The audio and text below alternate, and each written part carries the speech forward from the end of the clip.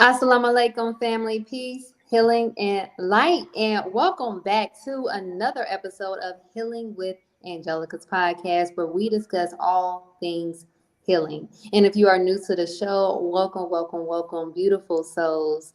On today's episode, we have a special guest joining us today, Dr. Ridgely Muhammad, as we'll be discussing today's topic, farming, the foundation of human survival. Dr. Ridgely, welcome, and thank you so much for joining me today. And it's an honor to have you on my show. How are you? I'm fine, praise be to Allah, and you're looking good, good-spirited, glad to be here, and we'll see what we can do. Yes, sir. It is an honor again to have you on my show. All praises is due to Allah. I'm looking forward to this conversation. All praises due to Allah. And for those who do not know who Dr. Ridgely Muhammad is, I would like to share a short bio. Dr. Ridgely Abdul Mu'min was born in 1951 in Winston-Salem, NC. He joined the Nation of Islam in 1971 while attending Columbia University in NYC.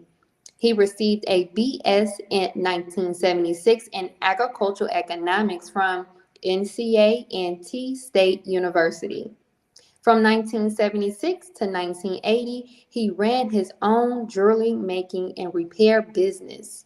He went back to graduate school in 1980 and received a MS degree in 1982 in agricultural economics from NCA&T State University. He received a PH.D. in agricultural economics from Michigan State University with a minor in finance and a specialty in systems science in 1987. He taught agricultural economics and conducted research on small farms, financial management at NCA&T from 1986 to 1990. From 1990 to 1995, he designed, printed, and distributed T-shirts nationally featuring positive Black poems on the back. He has done extensive research on ancient African history, the pyramids of Egypt, and the history of agriculture. From 1995 until now, he has managed the Nation of Islam 1,556 acre farms in Georgia and is the student minister of agriculture for the Nation of Islam. He is also vice president of the original Black Farmers and Agriculturalists Association. He is also the vice president of the Staple Goods Project Co-op, Inc. He has written a number of articles in referred journals, the Final Call newspaper, and a few books, including 1, The Secret Waters of the Great Pyramid, 2, I Will Not Apologize, The Resurrection of the Master Architect, 3, The Science of Business of Farming versus the Art and Hobby of Gardening, 4, Image of the Beast, 5, Commonomics, Developing a Post Yakub Economy, and 6, Commonomics II, The Sheepdog and Evil Shepherd. He also is an appreciative member of the Nation-of-Islam Research Group or team of the Honorable Minister Louis Farrakhan. So beautiful. All praises is due to Allah. Now let's get started. Yes. Now let's get started on today's episode, Farming, the Foundation of Human Survival. And please, for my audience today, do not hesitate to put any questions you may have for our special guest, Dr. Ridgely Muhammad, in the comment box below. Inshallah, if it be the will of Allah, we will strive to get to all of the questions. So today's episode is just so important to me because in the most recent years, we have all seen a rise in inflation causing skyrocket prices in the food industry, including shortages. There is no better time than now to learn how we can grow our own foods for better health and a better life. However, it is also vital that we obtain the knowledge of the importance of farming for human survival. So before we begin, you guys, I would like to allow our brother, Dr. Ridgely, to share a brief presentation. Welcome, Dr. Ridgely. Okay, put that picture up. Yes, sir. One of the reasons why I have a smile on my face and I'm kind of relaxed is that we had just finished this past Sunday planting 200 acres of wheat, from which we make flour, cream of whole wheat, and a muffin mix. Well, you can just see there in the 72-acre field, all as far as the eye can see, that's been plowed up. And you see those little green leaves from the wheat sticking up, the crops. Just germinated yesterday. So they just getting started. And we're going to keep people informed on our website, noimoa.org, about the growth of this wheat, because we take it all the way from the seed, and then we grow it and we harvest it, and then we actually have a flour mill, have two flour mills, as a matter of fact now, and we make the flour from it, whole wheat flour, pastry flour, cream of whole wheat, and Sister Ann's special cream of whole wheat muffin mix. Yes. So it takes, to do this one field, I have to go over it. Let's see. First, I got to burn off the weeds. 1. 2, I have to harrow it. 3, I have to plant the seed. I have to spread the seed on it. And then 4, I then have to harrow it in. Now, this is 72-acre field. 72-acre field, that's about 60 football fields. Wow. Okay, 60 football fields. But this, again, we planted 200.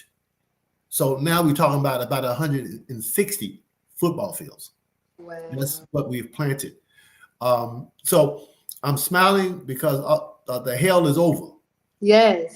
Okay, we're hell to get it done. But that's one of the beauties. You can take it down there. That's one of the beauties of farming.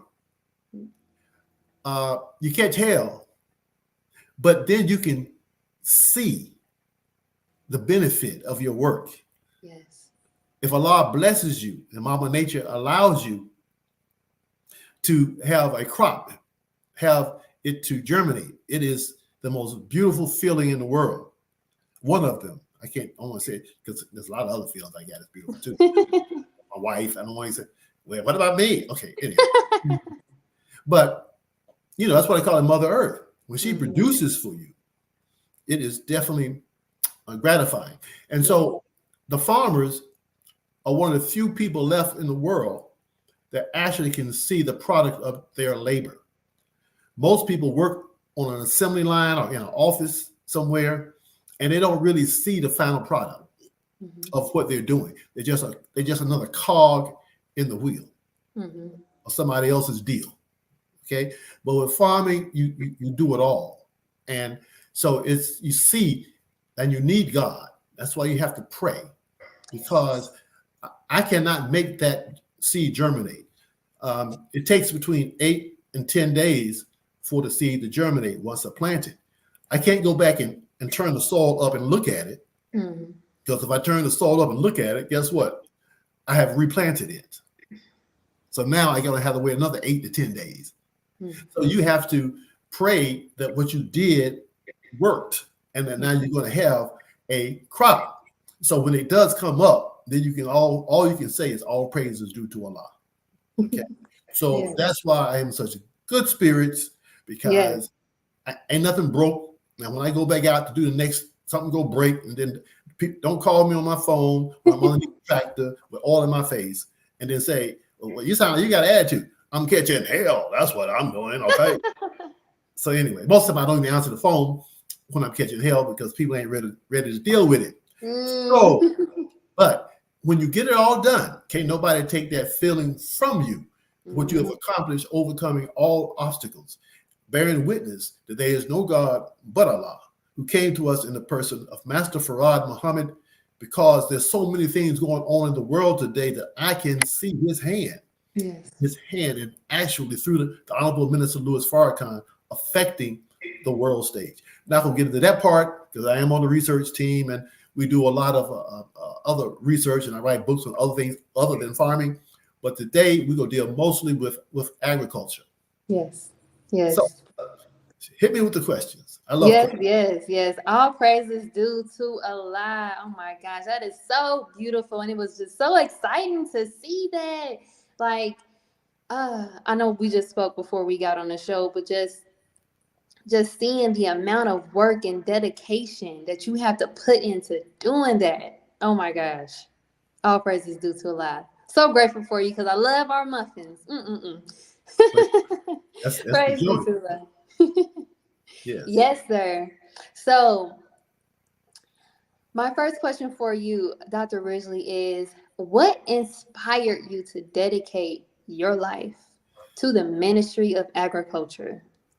You see that man right there? Honorable Elijah Muhammad, most Honorable Elijah Muhammad. I joined the Nation of Islam when I was in college at Columbia University in New York. I joined under the voice of Minister Farrakhan. In other words, I went to the mosque and to Temple number 7, and I joined. And I was in economics. That was my field at Columbia University. But then when I joined the Nation of Islam and studying the teachings of the Honorable Elijah Muhammad and the time of what must be done, nation building, he said that we needed farmers. Mm. So I said, okay, farming, agriculture, but I'm in economics. So what I did was go to North Carolina A&T, transfer from Columbia down there, and took up agricultural economics. So I had the best of both worlds. Mm-hmm. So that's what inspired me. And then I had visited the very farm that I work on now in 1975. Talked with the farm manager and told him I would like to work at the farm when I graduated in 1976. But when I graduated in 1976, the farm was still owned by the family of the Honorable Elijah Muhammad, but they had sold off all the equipment and they were leasing out the land to somebody else. So my dreams were smashed. That's when I went into jewelry making because I had started selling jewelry, costume jewelry, my last year in college because my scholarship ran out and they said that I had to get a loan. So I wasn't about to get a loan the last semester of college. So I learned from the brothers in Birmingham, the temple there, how to get and sell costume jewelry door to door. And that's how I made my living for my last semester while at A&T. And then I went to the community school, college, to learn jewelry making. So I learned jewelry making. And so I went into business for myself. Ohio State University offered me a full scholarship to get a PhD. But I said, no. I said, I've studied enough theory. I need to go into business a little bit to see how it really works. And then I'll be ready to come back, maybe, and get a master's and a PhD. But right now, I wanted to actually get into business so I can see how things work from the ground up. So that's what I did. And then later on, I came back, got my master's from North Carolina A&T, and then my PhD from Michigan State. And right now, let me say this. What I learned, what I will be talking to you about, is not something I learned in college. I learned this by doing and then research, in particular because the Black farmers came to me to ask the minister for help in their struggle against the U.S. Department of Agriculture. And so the way I could help them was to do research for them. So that's what I did, studying the history of the relationship between the U.S. Department of Agriculture and Black farmers. And so I learned so much. I learned so much that I had to apologize to Black farmers for thinking that I knew how to make them better farmers. I thought that Black farmers were not stupid. No, stupid. Stupid. And since the black farmers lost their land, that's because they were stupid. Mm. So I thought that I could help them do financial management, like software package, so they can help better run their farm, etc. And I didn't find out until I really got out here that it wasn't that they could not farm. Mm. It wasn't that they couldn't count. They didn't know. And even today, don't want to believe that the U.S. Department of Agriculture was set up explicitly to take their land. Mm. And so this is their country. They don't want to believe that they went to war, to the military, to fight for America, and that the U.S. Department of Agriculture was designed to steal their land. Mm. So I didn't find this out until me studying the history of that relationship, and it became very clear that they planned it and they executed it, and every year they come out with new tricks, as though they had a meeting somewhere and said, "This is the trick we're going to use on the black farmers this year." And then next year they come with another trick. What I find is out from talking to black farmers who were tricked, and find out how the tricks were. They do it this year, they did it here, and they did it here, here, and here. Next year they did something different, but guess what? They did it in all different states. Same thing. So this has all been planned. So people talk about conspiracy theories. I actually studied a conspiracy theory, a conspiracy. So this was how they stole the black farmers' land. But that's how I got into it because of the teaching of the Honorable Elijah Muhammad. And then Allah blessed me after coming and helping the minister reestablish the Nation of Islam, blessed me to be offered an opportunity to be the farm manager for the very farm that I wanted to work at when I finished college. But I wasn't blessed to do that until 19 years later. Exactly 19 years later, I wound up on the farm that I thought I was going to work on, but now I'm a farm manager. Wow. So I happen to know personally Allah is God, who came in the person of Master Farad Muhammad. He has guided my life. I didn't know what I was doing, and still don't know most of what I'm doing. He guided my life. So this is my repayment to Master Farad Muhammad and Honorable Elijah Muhammad and Minister Farrakhan for giving me life and giving me a purpose in life. Okay, so being my wife in particular, we just love working at the farm, being on the farm, because we want to pay back the Honorable Minister Louis Farrakhan for bringing back to us the Honorable Elijah Muhammad.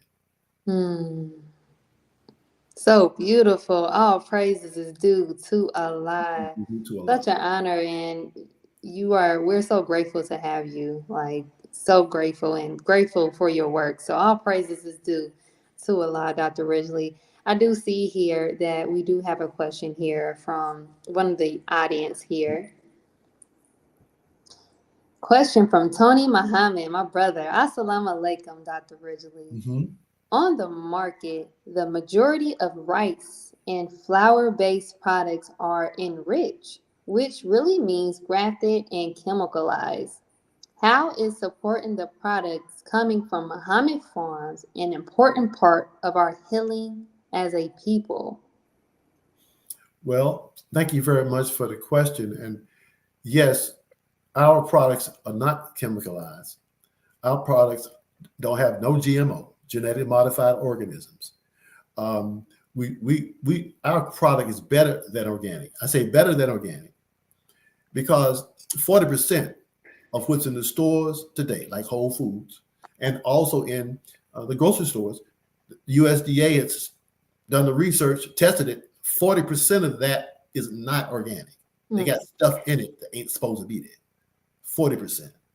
So from us, you're getting the real deal, but you don't know what you're getting when you go into the white man's store. You'll find out later how he's tricked you. He's a liar. Now, by supporting us with the staple goods project, and also by coming and getting watermelons and other produce in the summer and in the spring and fall, we're developing another market for the black farmer. The black farmer had markets in segregation. Okay, we had our own high schools, segregated high schools, but we could serve them with food. We had our own colleges. We had our own restaurants. Okay. We had our own stores. We had our own hotels. But with integration, we lost all of that. And the white man has not allowed us in his market. So we got to establish a market for ourselves.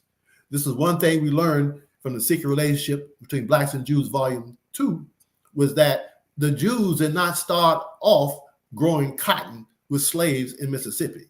They started off selling cotton that they bought from Egypt and India, and then made the cotton into cloth and took over the cloth making market in Europe. So they supplied the cloth, they supplied they made the clothes, the fabrics. The Jews control that, and they did not want to continue to buy their cotton from Egypt and India. So they brought us over here and killed the Native Americans, poisoned them. It wasn't a six-shooter, and it wasn't the Swiss and Westerns. It was poison.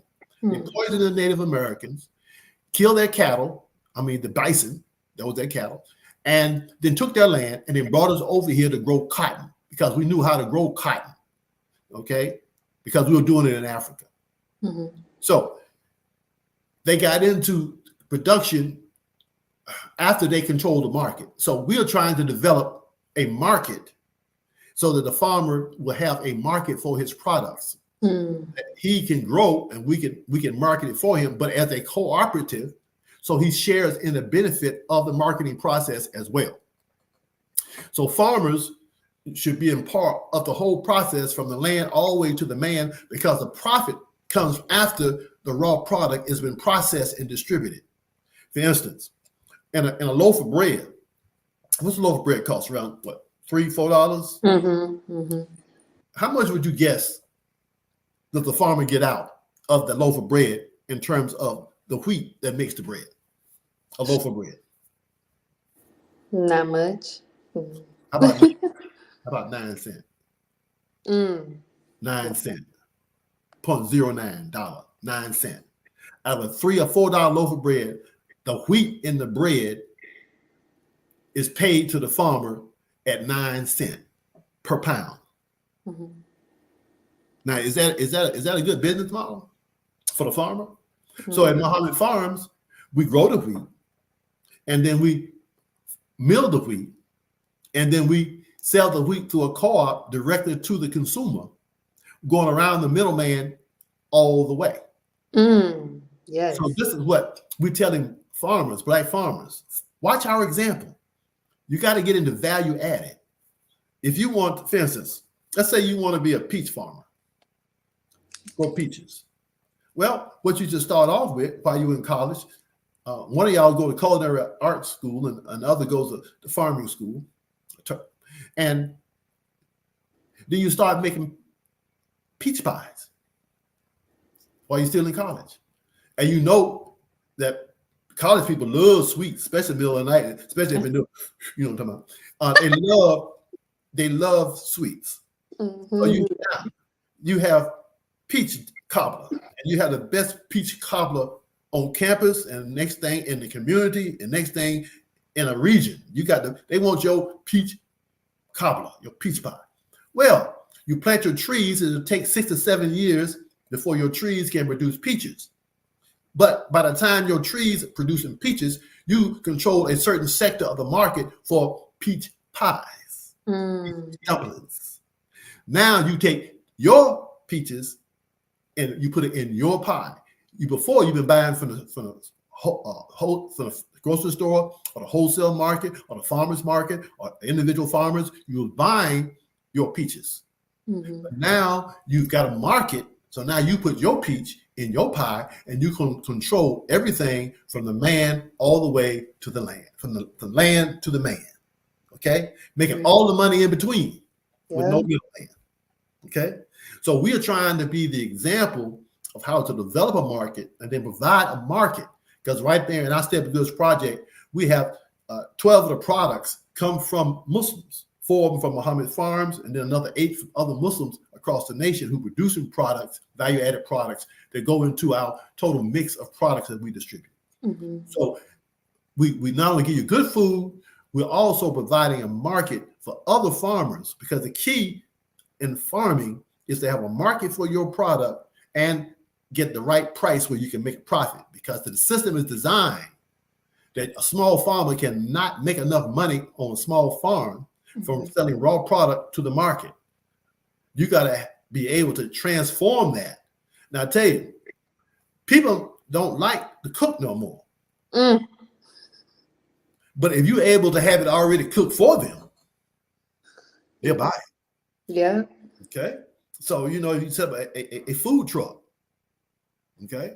And then you can grow your tomatoes and put it in your own sandwich. You understand what I'm saying? Because they would buy it if they ain't got, they so sorry. They so sorry. They so sorry. We saw this. We saw a sister lady buying frozen cheese and bologna sandwich. Oh, wow. Frozen cheese and bologna. You're too sorry to take 2 pieces of bread, slap a piece of cheese and some bologna on it. You go buy a frozen cheese and bologna sandwich. So the people do not want to cook. Now you can use EBT at McDonald's. You can be able to, you can forget it. They never go back to the kitchen. They can go to McDonald's, McDeath, and Murder King and kill their damn self for the card. They ain't never going back to the kitchen. And that is the plan. So we're trying to show the people the farmers and our people. The people are the ones who control the market. No, they don't. They are the market, but they don't control themselves. Somebody else controls them. So they tell them what to buy and advertise them all the time. Put out basketball players selling this and that, football players selling this, entertainers selling this and that. Get into our culture, use our culture to market the products to us. Okay? But we going to have to market our own products to ourselves, do trade and commerce amongst ourselves. And that's the only way we will be economically free from the enemy. Broke it down. All praise is due to Allah. We have to do for self. Or die a slave. There you go. That's one of my t-shirts from 1990. Do for self or die a slave. And that t-shirt, it was white people who bought it first. This is 1990. Black folks were scared of it because it said, do for self or die a slave. White folks said, well, that's right. Because they realized if they work on the job, they're a slave too, to whoever owns the job. So as they saw white people wearing it, the black folks said, well, I guess I can wear it too. That's what I still sell that t-shirt. Do for self or die a slave. Kissing behind in the master's cage. Nobody in the cage, but they just can't get loose from that hourly wage. So they see you out trying to do something for self, they get pissed because you might get some of the master's wealth. They say you don't have a right to make a profit unless it all goes back into the master's pocket. So they pass by your businessman with no money, put no money in your hand. Because if you break through, that could have proved they could have done the same thing too. That's from 1990. You broke it down. I think I'm gonna need one of them shirts. Yeah. This year we have some for Savings Day. Yes. All praises due to Allah. I'm sorry, guys. This is just so exciting to me because I got into farming 2 years ago, and I just love everything about it. So again, just to have you on a show and you just breaking it down, all praises due to Allah. All right, let me calm down. I'm too excited. Thank you for your question, Brother Tony Muhammad. All praises due to Allah. So my next question here for you is, how has the practice of farming evolved throughout human history? Well, the Honorable Minister Louis Farrakhan, he teaches us that what the first job, the first career was the farmer, tilling the land. And the second was taking care of the animals, the sheep, the cows. So you had farming, tilling the land, and then taking care of the animals, the cattle. The two beginnings. Now, the Nile Valley, in our teachings, we say that we, the tribe of Shabazz, says Allah God, were the first to discover the best part, you can put that up, of our planet to live on, the rich Nile Valley of Egypt and the present city of the holy city Mecca, Arabia. So you see the picture of the Sphinx there. Well, the nose has been blown off. Napoleon did that because that nose distinctively shows that person is a black person. And it's a black woman. That's a whole nother story. It's not Kafra, who they say it is. It's a black woman representing ISIS. But anyway, she's looking out over the delta region of Egypt. It's a delta shaped like a Greek D, but it's a delta, and it's the most fertile land in the world. And this land was actually formed by deposits from the Nile Valley, from the Nile River, putting deposits in the valley and then building up over time. And every year they have a flood for 40 days, 40 nights. And when it left, the flood went down, it left new soil, new topsoil. The people moved up on mounds or up on the hilltops to wait out the flood and then come back down and farm and have new soil every year without weeds in it. Okay, because of the flooding of the Nile Valley. That doesn't happen anymore because they put the Aswan Dam up, and that blocked the river from bringing down the deposits every year. Now, next slide. You know, one of my hobbies is ancient Egypt and Africa and agriculture. Well, it all comes together in the pyramids. You know, they try to say that the pyramids were tombs. The Great Pyramid, here's a cut through of it so you can see what's inside. If you look up on the right, it says air vents. If you look down underneath it, it's a lake connected by tunnels to the inside of the Great Pyramid of Khufu. Now, two things a dead man don't need. He don't need air, and he don't need water. So why does the Great Pyramid have 4 air shafts and underneath it a lake that they made? It's been rediscovered in 1930. It was rediscovered. But Herodotus talked about it in 440 BC. He was told that there was a lake underneath the Giza Plateau, underneath the Great Pyramid. And there's not been one pharaoh that they found in a pyramid. They found the kings of Egypt and the queens of Egypt in a place called the Valley of the Kings, the Valley of the Queens, not in pyramids. Because when they opened pyramids, 72 of them, 12 of them had water in the basement. So what's water doing there? You don't want to bury nobody in water or near water because it's going to rot. So something else was going on.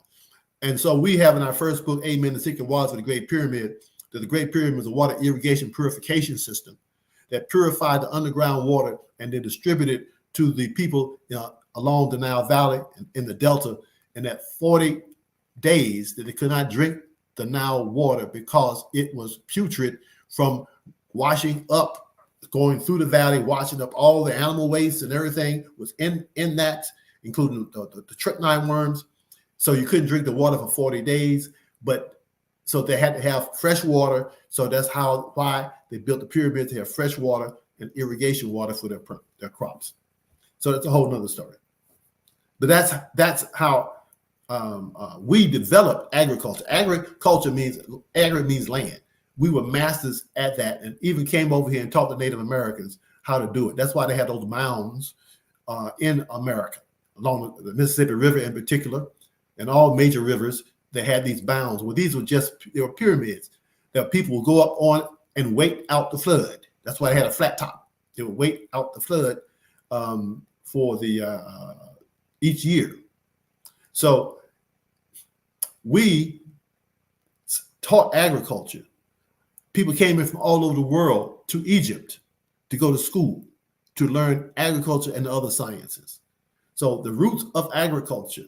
And you ever heard of a bean counter? What's a bean counter? A bean counter is an accountant.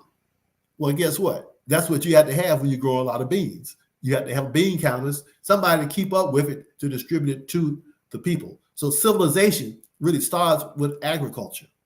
Okay. Astronomy. Why you need astronomy? Because you need to know when that flood gonna come. You need to know what time it is. That's what you need astronomy for. Not some zodiac sign, but for you to know what time it is, so you know to get out of the way of the flood. Also, in terms of farming, you got to plant the seed on time. If you plant the seed out of time, the seed will not germinate. The seed got more sense than we do. You plant the seed wrong, the seed ain't coming up because look, this ain't when I supposed to be planted. It ain't coming up. So you got to know the time and then what must be done. So all these different sciences really stem from farming and agriculture that we developed in Africa millions of years ago, not just thousands of years ago.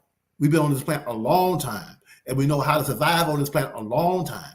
Only now have we been made stupid and lazy so that we don't want to know how to farm, because we don't want to work with our hands. We don't want to do nothing except get paid. Just want to get paid so you can get laid. Go get a bunch of money, so somebody say, so you want to have a rap, want to have a dance, and then you want to, come on, y'all. They messed us up. Slavery didn't mess us up. Slavery killed us. But integration and getting into the white man's world, that's what messed us up. Now we're sorry. We're just like the white man. We're made into him. We're his child. We are the children of Israel. Israel is all white folk. And we are his children, and we're acting real dumb and stupid at this time. Some of us are becoming non-blind anymore, and they're going back to the land, and they're ready to get their hands a little bit dirty so they can go back to the plan that God made you in to stay on the planet Earth, which is heaven. This is supposed to be heaven, but the enemy has made it a hell for us. So now even we are committing suicide. Never heard of black folks committing suicide, man. Black folks, if you want to die, this is what black man do. Black man get drunk, go down to the police station, take off his shirt, and start shooting at the damn police. That's how you make suicide as a black man. Nobody gonna no, you make somebody take your life if you got to go out like that. But now we just take our own life. Why? Because we are frustrated. You know, somebody said, how's life treating you? Well, let me see. I got some life. Okay. Life's treating me pretty good. You, that's another story. Why don't you ask how you treat me?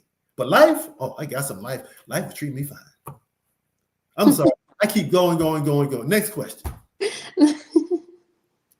No, Dr. Ridgely, you are fine. All praises is due to Allah. Thank you so much for breaking that down. And if you all are enjoying this episode just as well as I am, please show your support by donating today to Healing with Angelica to help sustain future episodes just like this. And also, if you all are enjoying all of the broadcasts here on CTG Broadcast, please show your support as well by donating today. Information to donate will be shown on your screen below. I absolutely love you all. Now let's get back to today's show, Farming the Foundation of Human Survival with Dr. Ridgely Muhammad. All praise is due to Allah. Now, my next question here for you is, now there is a quote that the Honorable Minister Louis Farrakhan quoted, and it states, "The farm is the engine of our national life." Could you explain in your own words what he meant when he stated this? Well, everything starts off with a product. Okay? You must have a product to survive. You must have food, you must have clothing, you must have shelter. Now, food, clothing, and shelter all come from the land. Okay? Everything comes out of the land or the ocean. Okay, but food, clothing, shelter comes out of the land. So that's where it all starts. And then when you take a tree and you cut down the tree, then that's a job for somebody. And then when you take the tree and you build a house, that's a job for somebody else. So in other words, agriculture produces the raw products to feed into the industries that's going to supply the final goods, products to the people. So everything starts off with the land and starts off with extracting from the land what's in the land to be utilized by yourself or others to make products for people to consume. So that's how it's the engine. However, if you don't intend to do nothing, you don't need no land, because they're gonna charge you taxes on that land. They're gonna take it because you ain't be able to pay the taxes. So you got to do something. Somebody just has, hey, I got 10 acres. Yeah, okay, but you paying tax on that 10 acres, right? And if you don't pay it, they're gonna take it, right? So you don't really own it. So you better do something with it, or the government gonna take it from you. Okay, they just loan it out to you. Okay, so you still got to be productive. So that means you got to learn how to do something. Now we used to teach agriculture in school. Vocational agriculture used to be taught in high school, but in the 60s they wiped that out. They wiped it out on purpose because they didn't want people to learn how to farm no more. Okay, now then you used to have carpentry in the school. You used to have plumbing in school. You used to have typing in school. You used to have accounting in school. You used to have those things in high school, but they took all that out. So now all you have is a bunch of book learning, so you can pass the test to go to college. You get more book learning, so you can get. Then they tell you, well, you just got theory. Now you're going to have to get a master's to get a little bit more specific and learn some type of skill. So you get your master's. Then they tell you, well, that's good, but if you really want to get into a field, you really got to get your PhD. So you take all the time to get your PhD, and then they put you in a hole somewhere, and you do research that nobody ever sees except Monsanto or the U.S. Department of Agriculture, and you do nothing to help yourself or your people. Now you become a slave, a high-paid slave, and so you spend all that time to get this degree. You're not going to step back and go into farming like me. So that's how the game goes. But it all starts, if you want to build a nation, it all starts with land and some hands from the man to transform the land into things that people need and want. The Honorable Minister Louis Farrakhan said, teach your children how to study people to find out their needs and their wants, and then go to get training to produce those needs and to supply those needs and wants, and then they have a living for themselves. People, okay, tennis shoes. There used to be sandals. Then there used to be leather shoes. Now everybody want an Air Jordan. Air Jordan cost $200. I can't believe somebody paid $200. $200. It's made in the same factory where Stephon Marbury's $35 shoe is made, tennis shoe. But nobody wants Stephon Marbury's shoe for $35. They want Air Jordans. Now I'm going to ask you a question. I don't know, maybe it's happening, but I ain't never seen nobody who with an Air Jordan can jump. See, 35 and the 200 is about at least 6. I ain't never seen nobody who here you got your Stephon Marbury shoe, and you can jump maybe 2 feet. So therefore, if you have an Air Jordan, you should be able to jump 6 times 2, 12 feet. Straight up. You're paying 6 times the money. So you're able to jump 6 times as high. You are a fool. You've been fooled. You've been played. You've been bamboozled. You've been hoodwinked. Okay? They do it every day, and you pay for it in every way. And now you ain't got nothing even for your child to have an education. Why? Because you wearing $200 shoes that it don't make you jump no higher. If you can't play no ball with stuff on Marbury's $35 shoes, you put no Air Jordan, you still ain't gonna be able to play no ball. You still ain't gonna be able to play no ball. Okay? All right, whatever. I'm crazy. I know it. But I feel good because that week came up. Yes. Feel good that week came up. I know you do. All praise is due to Allah. And at the end of the day, I'm laughing because you're just being realistic. You're being honest. Because that's really how it is. Look, our mindset is farmers. Let me say something. farmers got to be realistic. Okay, for instance, like this wheat. You got to plant wheat between Thanksgiving and Christmas. You got to plant it between that time period. If you plant it before then in the spring, when the wheat is put on the heads, the little seeds, if a cold freeze spell comes, it's going to put a black spot on the tip of that seed, and you're not going to be able to sell it in the market. So you don't want to plant down here before Thanksgiving, not too much before Thanksgiving, because then that may be a late frost, hard cold on your wheat, and then you can't sell it. So, but then if you wait until after Christmas, then it might come up, it might not, and then when it comes up, it doesn't have enough root structure to produce a good crop in May when you harvest, May and June when you harvest. So you got to do it within that time frame. Now, whether you're doing 10 acres, 5 acres, or like we just did 200 acres, all praise due to Allah, but you got to do it within that time frame. You only got 30 days to do it all. So that's why they have big and big equipment. But with big and big equipment come big and bigger expenses when that stuff breaks. Because Mama Nature will break your behind. She'll tear you up. I mean, I have left plows, pieces of plow. I'm driving, I hear something, boom. Look back, and a piece of the plow is stuck in the ground. It's done broke the damn plow. So now I got to go and fix this damn plow or buy another one. So if you're trying to go too hard, you think you got a lot of power, you got 155 horsepower, okay, you go kick it and all this transmission you think here, got that torque, you go do this, you get you a plow and you put it there, and Mama Lady said, snatch!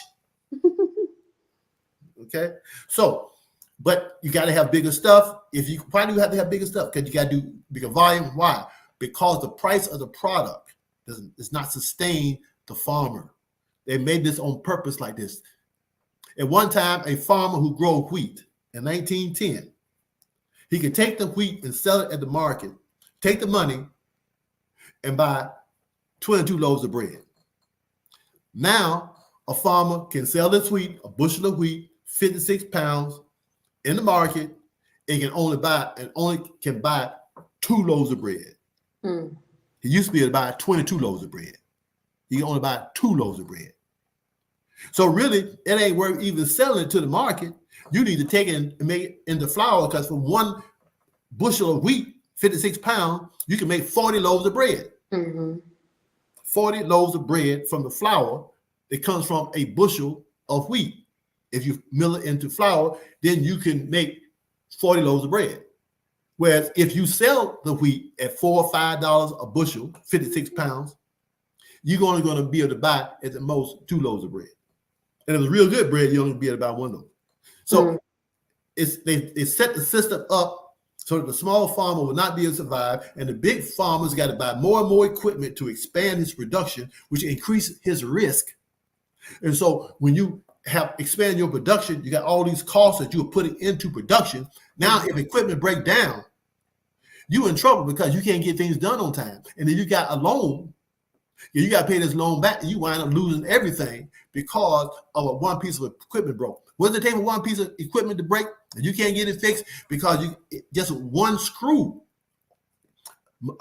Each part of these fancy tractors have special parts that you can only get from the dealership. You just can't go down to the store and get it.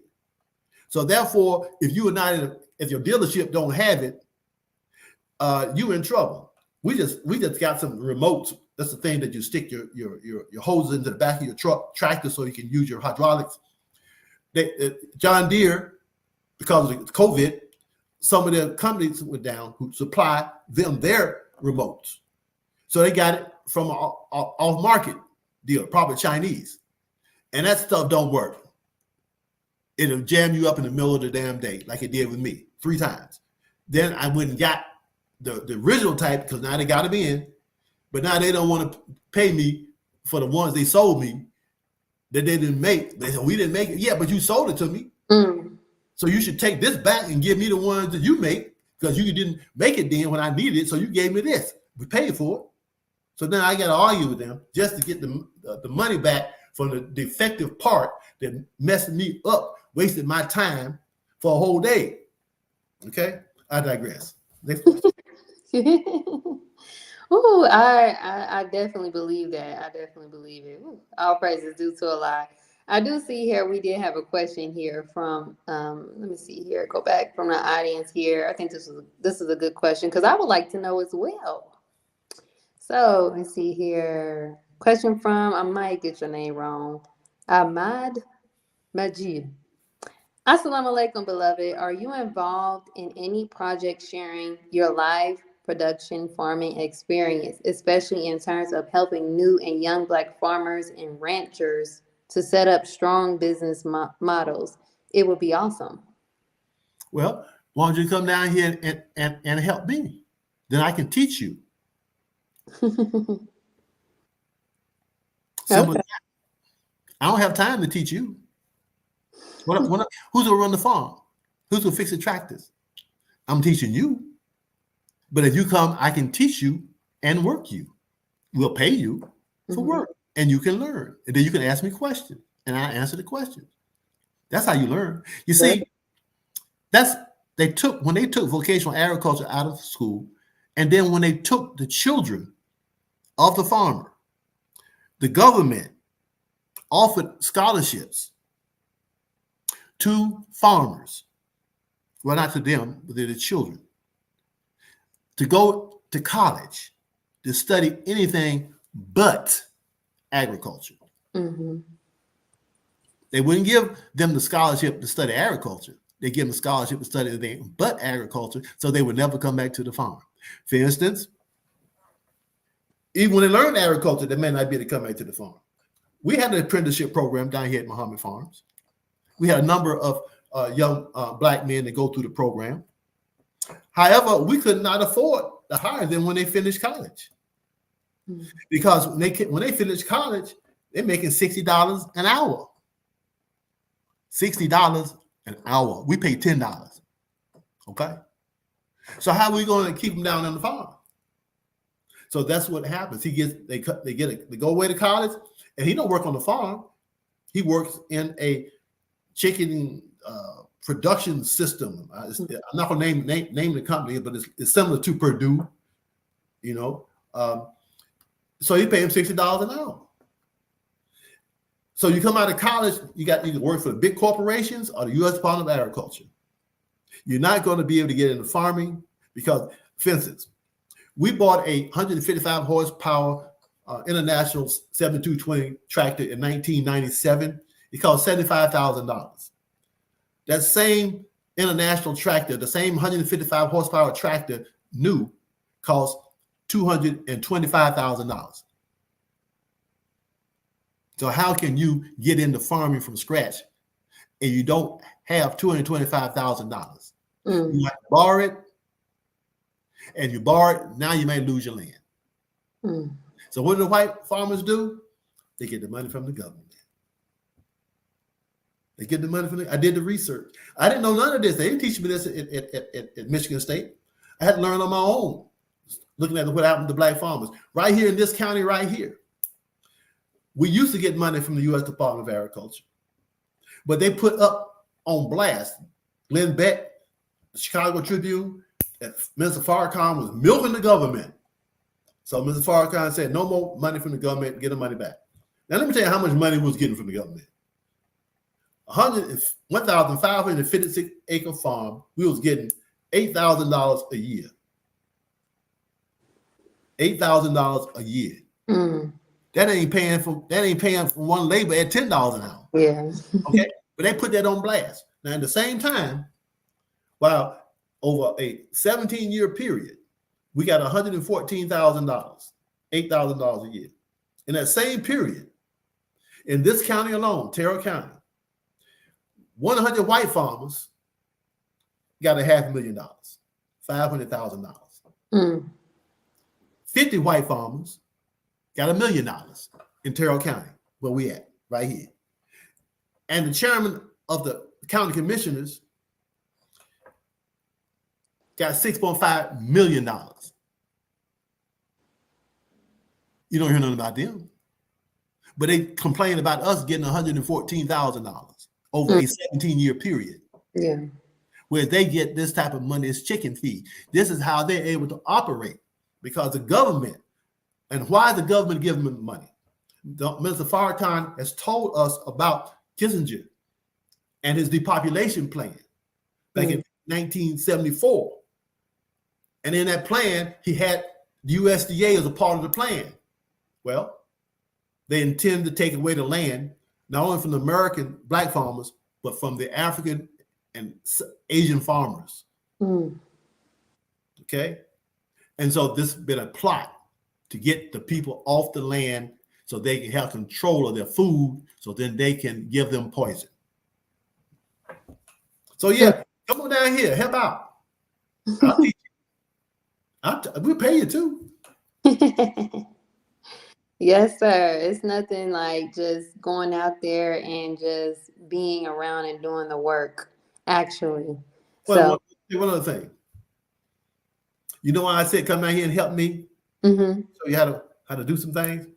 Do you know that the farmers today are training their replacement?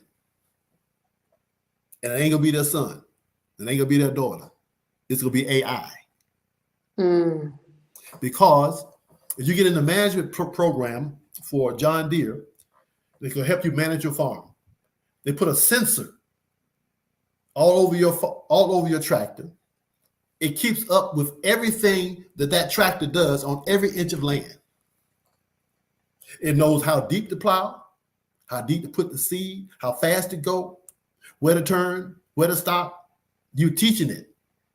And so that when you're gone and Bill Gates and them buy up your land, they're going to buy the computer program that goes with the land.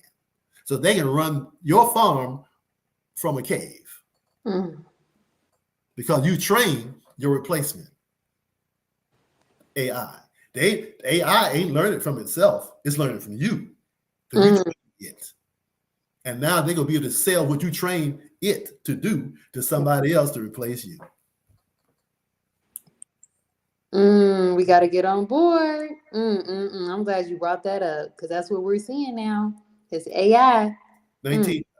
By 2030, John Deere said by 2030, they will not make a tractor that a human being can drive. Wow.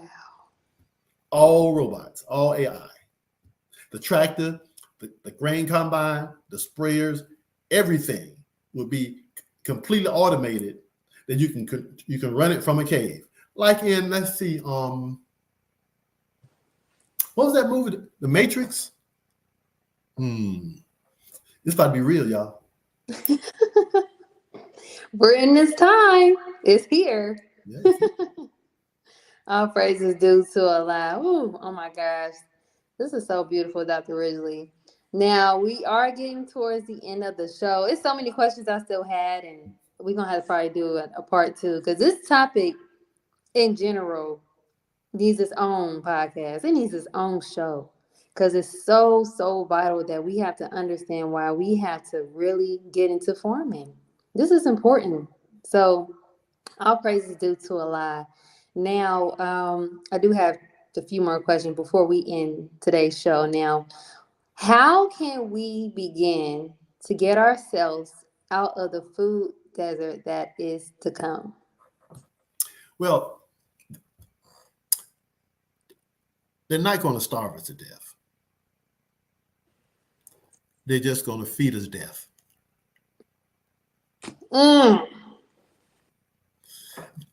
Have you heard of fake meat? Have you heard of fake milk? Have you heard of fake eggs? Have you heard of plants being grown in skyscraper type greenhouses with no sunlight and no soil?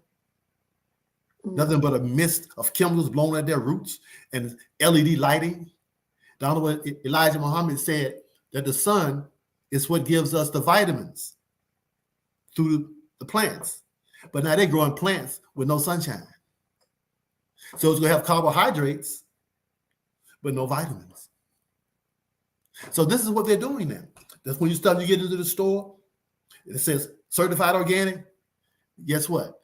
America is the only country in the world that allows these crops grown without sunlight, without soil, to be considered certified organic. Mm.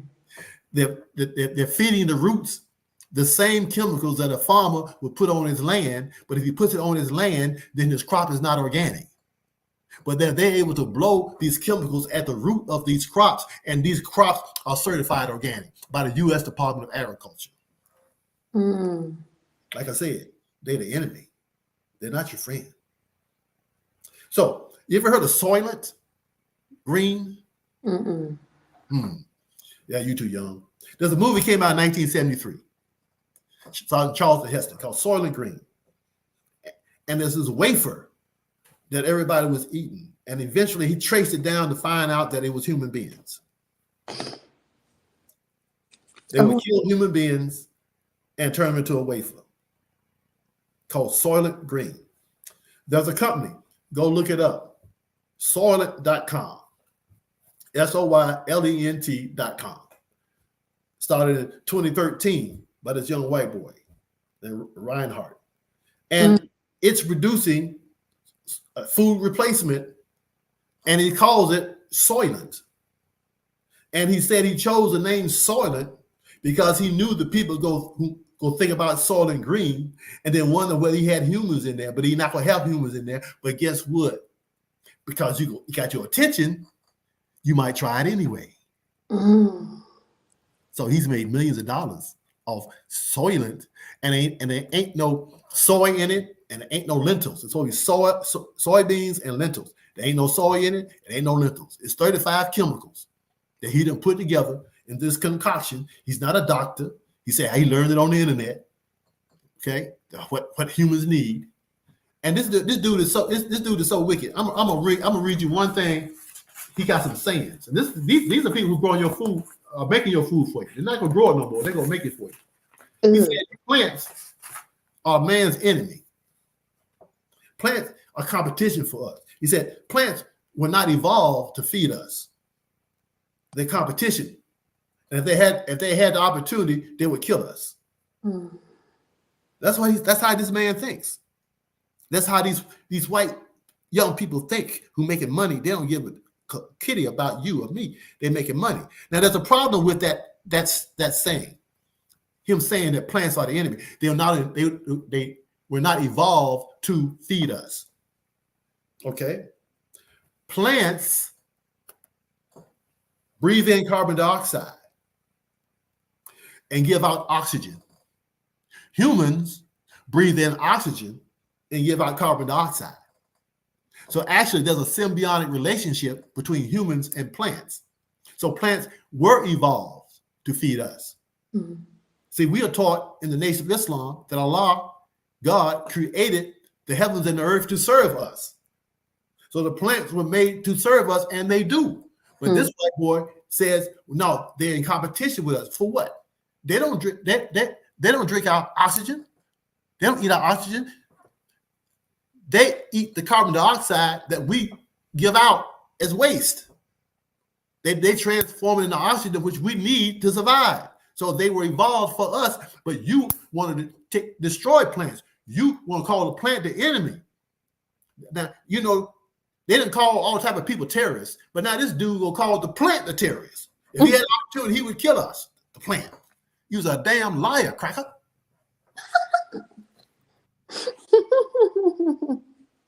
But this is the mindset of these people who we've been warned against. Yeah, we better get our behinds back on some land because these people ain't playing. It's the end of their time, and they're probably produced a perfect crime. They're going to take you out smiling all the time. They're going to feed you to death, and it's going to be delicious. And you know how they know it's going to be delicious? They've had years and years of experimentation on our prisoners. People put in jail, you want to get out on time? Take this here, experiment. You be a part of this experiment, and we give you some time off so you can get out early. What they're doing? Testing products on us. So now they got it ready for the market. They know it's going to be delicious. It's going to be delectable, but it's going to be death.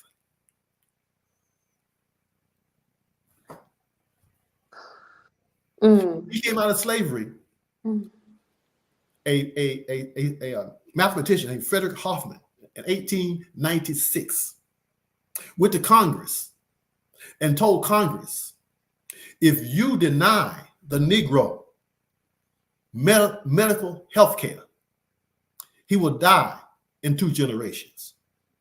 This is 1896. In 1910, we had grown from 7.5 million in 1870 to 10 million in 1910. And we owned 16 million acres of land by 1910, even though they never gave us no 40 acres of the mule. We bought that ourselves. And that's why the USDA was set up to take that land back from us that we had bought ourselves. Because we were not trying to get rich when we bought land. We were trying to survive because the white man was not going to sell us no food, no clothing, no shelter, no medicine. We couldn't even come to town. The police versus Ferguson, it was set up in 1896, wasn't about you drinking at a water fountain. It was about you not coming to town and dying in the wilderness. That's who you're dealing with. And every time we come out, we survive. They come with a new trick. And the Honorable Elijah Muhammad said, don't fall for this last trick, integration. And we fell for it. And now we own nothing. They ran super highways. You heard of Black Wall Street, right? 1921, it was bombed, right? Did you know in 1926, we built it back? And it was bigger than it was before. And then in 1971, they ran 2 super highways right through it, right through Greenwood in St. Louis, and wiped it out forever. Not only did they wipe out Black Wall Street in in Tulsa, they wiped out 90 Black commercial districts across the country, 90, between 1956 and 1971. They wiped out segregated business districts, wiped them out, built malls on the outskirts of town, and you have to drive to the mall, and you can go there and spend your money, integrated money. But guess what? You ain't got no segregated money no more. You ain't got no money that you transfer from each other goods and services. Now you take it all, you work on the white man's job, and you take your money right back to the white man. They're good. They got away with it until the Honorable Minister Louis Farrakhan reestablished the economic blueprint of the Honorable Elijah Muhammad. And he came down to Georgia and he bought this land at the same time that he brought 2 million Black men up to Washington, D.C. So when the cracker saw, he saw 2 million soldiers and the land to feed them soldiers. All praise is due to Allah, who came to us in the person of the Honorable Master Farad Muhammad, passed on the Godship to the Honorable Elijah Muhammad, and passed that on to the Honorable Minister Louis Farrakhan. And he kicking behind all the time. And he gonna do it again at Savior's Day. Just waiting at Savior's Day to see Minister Farrakhan kick Satan's behind again. All praises due to Allah. And maybe this time we'll listen too and do more than just applaud, but go home and do some work.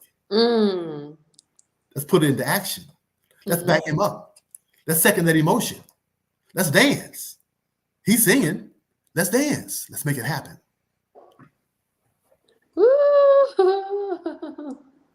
All praises is due to Allah. Oh my gosh.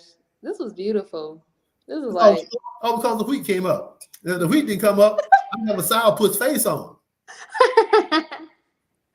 Well, I'm glad that wheat came up because this was beautiful. Yes.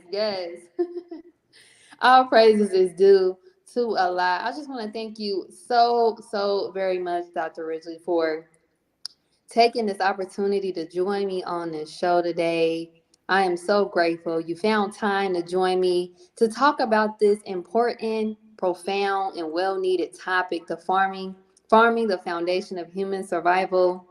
I would also like to thank my amazing audience and healing tribe. I love you guys so much. Thank you guys for joining us today. I pray that this episode was informative, as it definitely was for me. Informative, valuable, and healing to you all. Also, be sure to share, like, follow, and subscribe so you don't miss out on any upcoming episodes on any of your favorite podcast station. Closing the Gap broadcast on Facebook, CTG broadcast on YouTube, and Healing with Angelica podcast on Facebook and YouTube to help spread this message of healing to those in need. Also, if you are ready to start your healing journey and don't know where to start, Healing with Angelica is here for you to assist.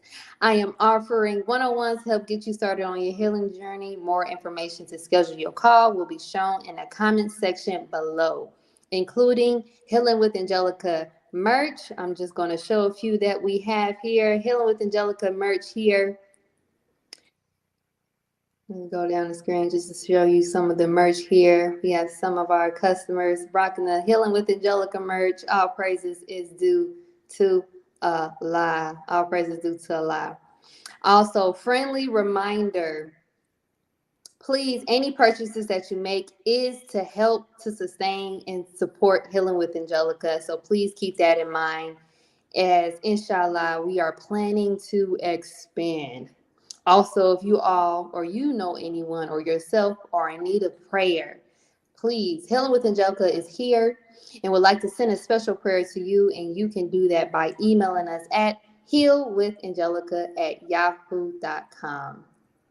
Dr. Ridgely, OMG, before we end today's show, do you have any closing remarks for our audience today? Well, first of all, thank you so much for inviting me on. You know, you invited me to come on last week, right? And I told you, no way, because I'd be in the middle of planting wheat. And so I said I should be finished by this week. And all praise due to Allah, we're successful. That's why I'm smiling. Yes. So thank you so much. We definitely need a healing. And the truth, only truth will set us free. You see, we are human beings. We're not animals. Animals come with instinct. We don't come with instinct. We have to be taught. But if we've been taught a lie, if the enemy has taught us wrong, then we will act wrong. We will not know cause and effect, and therefore be able to affect what we want to, because we understand the cause. He's messed that up with us.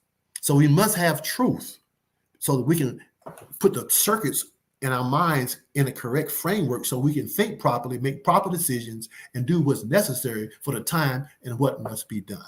Mm-hmm. So this is what we're just trying to do, is to get you to be able to change your mind and save your behind. Assalamu alaikum. All praises due to Allah. Thank you so much again, Dr. Ridgely, for joining us. And I, again, want to thank my beautiful and amazing audience as well. I love you all. And we leave you all as we came. Assalamu alaikum. Peace, healing, and light. Alaikum salam.